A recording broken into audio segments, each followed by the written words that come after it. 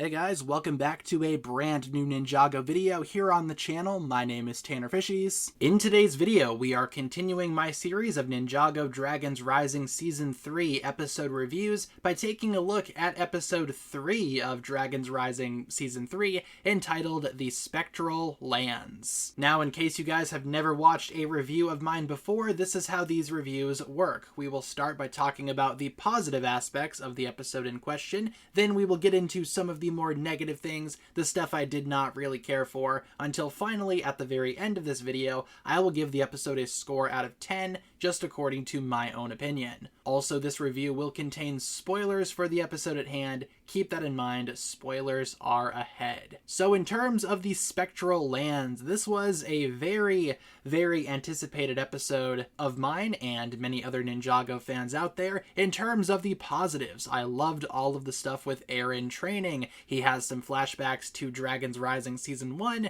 which feels like just so long ago. Also, he does have some competing ideologies with Lord Ras. Eren is not completely bad. He clearly does not believe in everything that Lord Ras does, and Lord Ras makes some good points too. Again, both ideologies make sense, and they clash. It makes for an interesting dynamic, and something to give the viewer to think about after the episode. In terms of the Spectral Lands themselves, first of all, I love how creepy the environment is. Essentially, the Spectral Lands are the Cursed Realm and the Departed Realm merged after the merge, which I did predict. That turned out to be correct. Also, Eren has a prismatic blade now, which he needs to see the ghostly enemies of the Spectral Lands. That weapon is actually very good for Eren. It also kind of works like a boomerang. Like I said, it is a cool weapon. I think Eren handles it really well. Who knows, maybe if these prismatic blades don't get destroyed, this could be Eren's new signature weapon.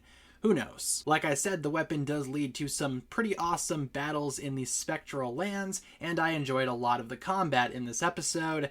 Okay, let's get to it, right? The elephant in the room is Moro is back, and he is just as awesome as I remember him to be. He does sound a little bit too similar to Cole, but that's to be expected. Anyway, Moro is here after not being in Ninjago for going on about 9 years now, and it's awesome to see him back. I know there's some criticism, oh, nostalgia bait. Nah, this is just so cool. Who cares if it's nostalgic? Since when is nostalgia a bad thing? But anyway, Moro is back. He helps Eren battle the ghostly demons of the Spectral Lands, and also he has a lot of heart in this episode. He mentions his teacher, proposes his ideology, making it very clear that they did not ruin Moro's character. They understood him. This is still the same person that we saw at the end of Day of the Departed. Also, I love his new design as well. He looks great in the new animation. Like I said, we do learn a little bit more about him. I love how his role now is basically to help the departed souls move on. They need to cross through the Spectral Lands.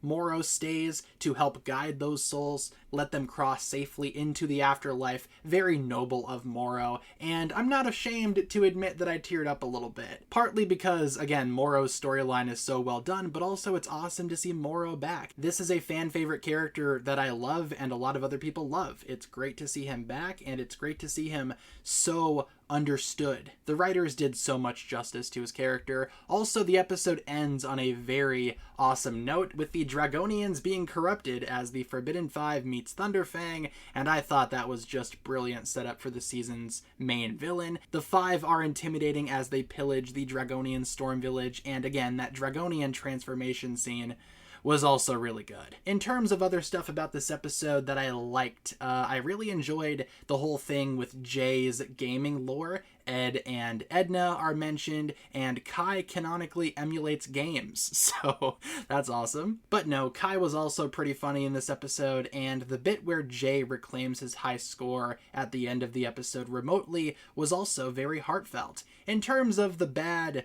I mean, this episode's not perfect. I wasn't big on the whole Labo Game Center plot. Again, it's a good idea by Kai to find Jay, but I just kind of felt like we spent too much time there. Maybe a lot of that time could have been better spent in the Spectral Lands with Moro, Eren, all of that good stuff. And also, this is kind of a nitpick, but we have a couple of instances of things just appearing out of nowhere in this episode. First of all, the ninja, more specifically Kai and Nia, get their storm suits out of nowhere. Again, we are not unfamiliar with Ninjago seasons just randomly giving the ninja new costumes, but it still does kind of feel like they are trying to meet the requirement to put the ninja in new costumes, which is totally the case, but still. Also, where did Ras get the prismatic blade? He just kind of pulls it out of nowhere, and it's like, oh, I've had this the whole time, look at that. Did he just recently acquire that? Did he literally have it this entire time? Do the Forbidden Five know?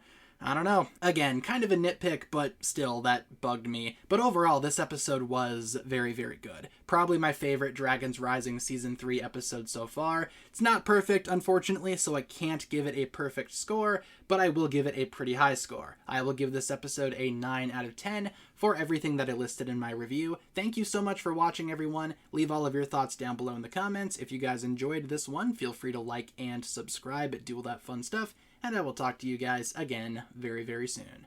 Peace.